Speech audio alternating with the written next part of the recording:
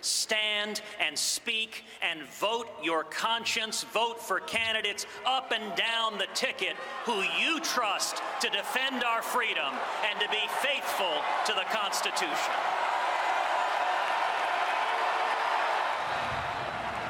Senator Cruz was heckled as he left the hall last night, declared an ingrate by Trump allies. This morning, at a sometime contentious meeting with his home state Texas delegation, Senator Cruz stood his ground. This is not a game. It is not politics. Right and wrong matters. We have not abandoned who we are in this country. If anyone thinks I was eager to come to this convention and give a speech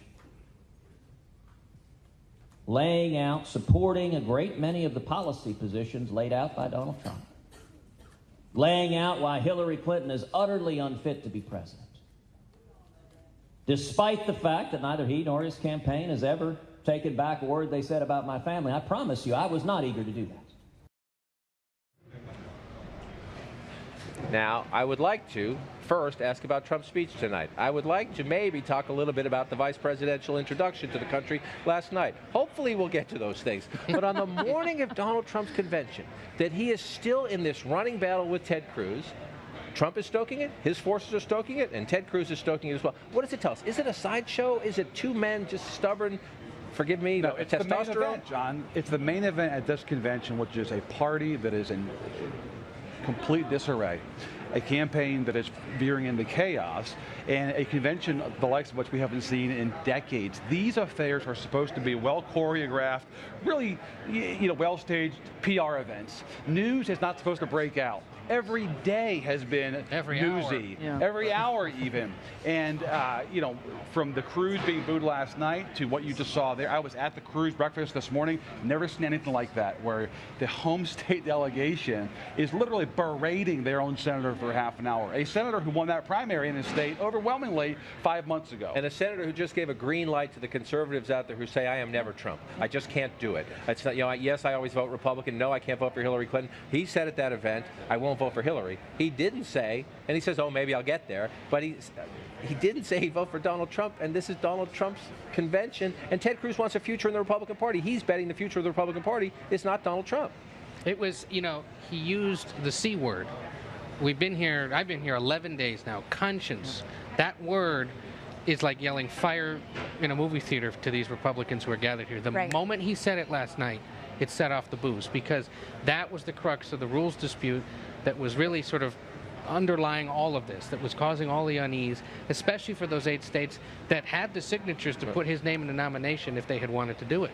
And so for him to do that and spark this after they thought it was over Tuesday night, I think is what makes a lot of these folks who don't like Cruz even more angry. That's why the speech was so different on the page than it was when he actually delivered it, because of that word, conscience, that, just all across the country, there's been this discussion among Republicans about whether or not they can support him or not. And for Ted Cruz to go out there and use that phrase, I mean, it's like a nuclear bomb that he was setting off. If you don't like Ted Cruz, the delivery of that speech, and I agree with you, is what reminded you of what you don't like about him in many ways. He is showy, he is about his own future, and so forth. If you don't like Donald Trump, you liked that speech a lot, because Ted Cruz, if you're a Republican who doesn't like Donald Trump, because I heard from a number of Republicans who are either never Trump or silently never Trump or whatever, who said, he stood out in a way that no one else who has opposed Trump within the party, including the state's governor, John Kasich,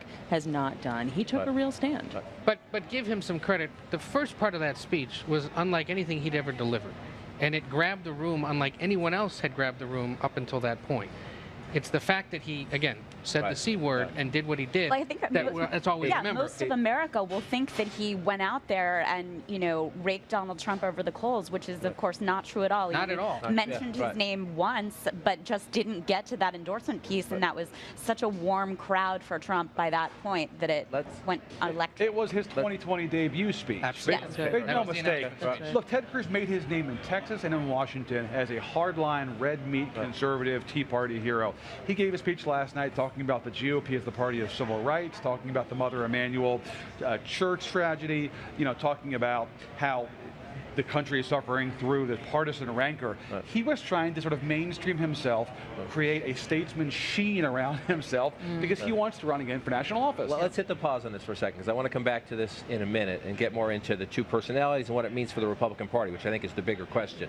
But this is Donald Trump's big night. Yep. So let's actually get to tonight for a second. And everything about this convention, I know, silly me. Everything about this convention is strange and awkward. Last night was the vice presidential rollout. Mike Pence gave a good speech. He had the room on his hands. He was introducing himself to the country. Democrats will take issue with what he said, but he made a case for change. Secretary Clinton's the status quo. We are the change. His running mate came out. You want to talk about awkward? Air kissing is now the new. For those of you who don't know, Donald Trump is pretty much a germaphobe. Getting him to shake people's hands is hard. He came out and air kissed his running mate. I don't know if we could show you that out there. But Mike Pence, in that speech, as we show you this awkward moment after, in that speech, Mike Pence gave a traditional Republican strength on foreign policy. Donald Trump will stand with our allies. Donald Trump will restore American integrity, a Reagan-esque speech about the place in the world. And Maggie, I guess right before this speech, you were having a conversation with Donald Trump in which, in this newspaper article here, he took 70 years of U.S. foreign policy and said, I'll think about it. In part, let me read from this here. This is a conversation with you and your colleague David Sanger. Can the members of NATO, David asked, including the new members in the Baltics, count on the United States to come to their military aid if they were attacked by Russia, and count on us fulfilling our obligations? Donald Trump, have they fulfilled their obligations to us? If they fulfill their obligations to us, the answer is yes. So if you're late on your rent and Russian tanks roll into the Baltics, you're on your own. Look, you have it right that everything, this is now the second extended, and the other one was longer, foreign policy conversation that David Sanger and I have had with Trump. And in both of them, he views every foreign policy treaty, approach, everything through the prism of a deal, of a financial deal, an economic deal. And he was approaching it very much this way. The problem is that, as you said, this upended not just 70 years of past practice, but what was said by his own vice presidential nominee later on in the evening. And however, this is what Trump thinks. I mean, what I came away, and it's not particularly different than what we have heard him say at other points. It is a sharper version, it is a more extreme version, but he has hinted about wanting changes within NATO. This is not. But the fascinating part, you're right. He's touched on this before with you and David in a fascinating interview, and I think it was right after that. Wolf Blitzer asked him a question, and he got into this fight.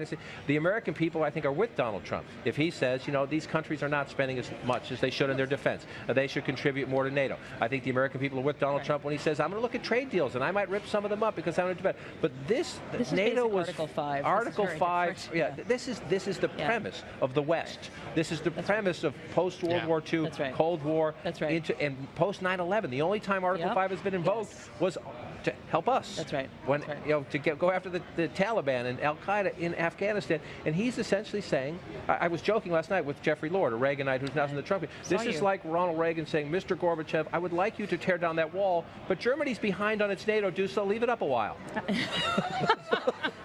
Look, it was very, very surprising to both of us. And you read the extended transcript, you can see the extended remarks of what he said. It will be interesting to see whether he gets at this at all in his remarks tonight. Right. My strong guess is that he would not.